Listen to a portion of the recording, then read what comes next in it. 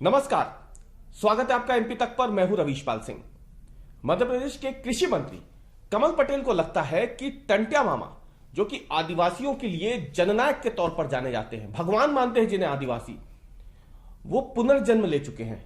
और पुनर्जन्म उन्होंने किसके रूप में लिया है? मध्य प्रदेश के मुख्यमंत्री शिवराज सिंह चौहान के रूप में। दरअसल ये हम नहीं, कमल पटेल कह रहे हैं। उन्होंने बाकायदा एक सभा के दौरान कहा है कि टंट्या मामा का पुनर्जन्म शिवराज सिंह चौहान के रूप में हुआ है। फिर से एक बार उन्होंने कई सारे तर्क गिनाए हैं। उन्होंने कहा है कि टंट्या मामा भी दुबले पतले थे, कदकाठी उनकी जैसी थी, कमोबेश वैसी ही कदकाठी शिवराज सिंह चौहान की भी है। टंट्या मामा उस समय में जो गरीब कन्याएं होती थी आदिवासी समाज की, उनकी शादी करवाते थे, उनका कन्यादान करवाते थे। शिवराज सिंह चौहान आधुनिक भारत में मुख्यमंत्री कन्यादान योजना चलाते हैं, जहां वो गरीब कन्याओं की शादी करवाते हैं, उनका कन्यादान करवाते हैं, निकाह करवाते हैं। एक और तर्क दिया है कमल पटेल ने। उन्होंने कहा है कि टंट्या मामा क्या करते थे, जो अत्याचार करने वाले अंग्रेज होते थे उन्हें लूट लेते थे, और उनसे लूटा हुआ जो पैसा था वो गरीबों के कल्याण में लगा देते थे, गरीबों को दान कर देते थे, इसलिए वो इंडियन रॉबिनहुड कहलाए।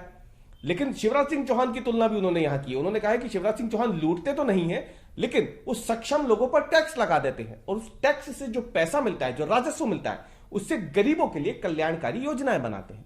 अब ये 3 तर्क दिए हैं कमल पटेल ने, और कहा है कि शिवराज सिंह चौहान जो है वो पुनर्जन्म वाला अवतार है टंट्या मामा का। क्या कुछ कहा टंट्या मामा और शिवराज सिंह चौहान की तुलना करते हुए कमल पटेल ने, जो कि मध्य प्रदेश के कृषि मंत्री भी है। एक बार वो आप सुनिए। टंट्या मामा 4 अप्रैल 1884 में जन्मे थे, 42 में, और 47 साल की उम्र में कुर्बान हुए, शहीद हुए देश के लिए। लेकिन हमारी संस्कृति में पुनर्जन्म होता है कि नहीं होता? मानते हो कि नहीं मानते हो पुनर्जन्म? एक टंट्या मामा 1842 में हुए और दूसरे मामा शिवराज सिंह चौहान। टंट्या मामा इसलिए कहते हैं कि वो दुबले पतले थे। हमारा मुख्यमंत्री भी टंट्या ही है, दुबला पतला है, उनको भी मामा कहते हैं। टंट्या मामा भी कन्याओं का विवाह कराते थे, हमारे मामा भी कन्याओं का विवाह कराते हैं। टंट्या मामा भी बड़े लोगों को लूटकर गरीबों में बांटते थे। हमारा मामा लूट नहीं रहा, लेकिन जो टैक्स लगाते वो बड़े लोगों को लगाते और गरीबों में बांटते। समानता है। तो एक तरह से ये कह ले कि टंट्या मामा का पुनर्जन्म शिवराज सिंह चौहान के रूप में, मुख्यमंत्री के रूप में हुआ है, जो पूरे प्रदेश को अपना परिवार मानते हुए आगे बढ़ाने का काम कर रहा है। तो सुना आपने।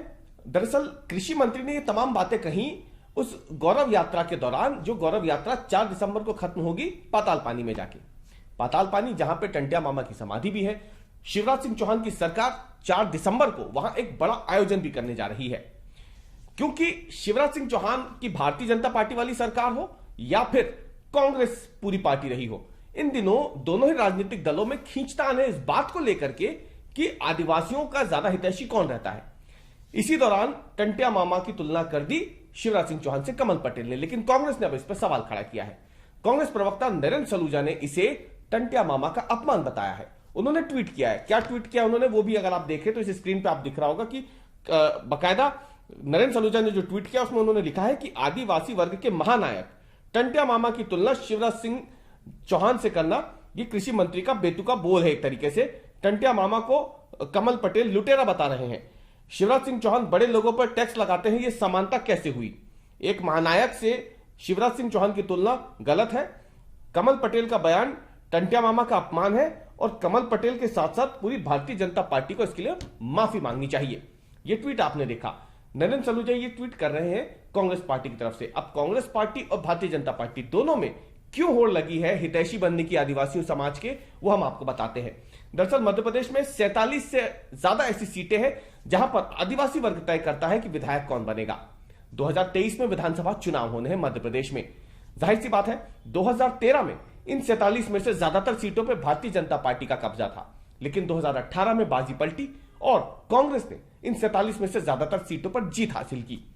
इसीलिए 2023 में अगर सत्ता की कुर्सी को हासिल करना है कांग्रेस या भाजपा को, तो दोनों को ये बखूबी पता है कि आदिवासी वर्ग को साधना बेहद जरूरी है। और यही वजह है कि एक तरफ कांग्रेस जहां लगातार आदिवासियों पर कोई अत्याचार हो रहा है, शोषण हो रहा है, तो उसके खिलाफ अपनी आवाज उठा रही है, तो दूसरी तरफ भारतीय जनता पार्टी की शिवराज सरकार बीते करीब 1 महीने से जनजातीय गौरव महीना, जनजाति गौरव पखवाड़ा, जनजाति गौरव दिवस, जनजाति गौरव सप्ताह जैसे कार्यक्रम करके आदिवासियों के बीच में अपनी पैठ बना रही है।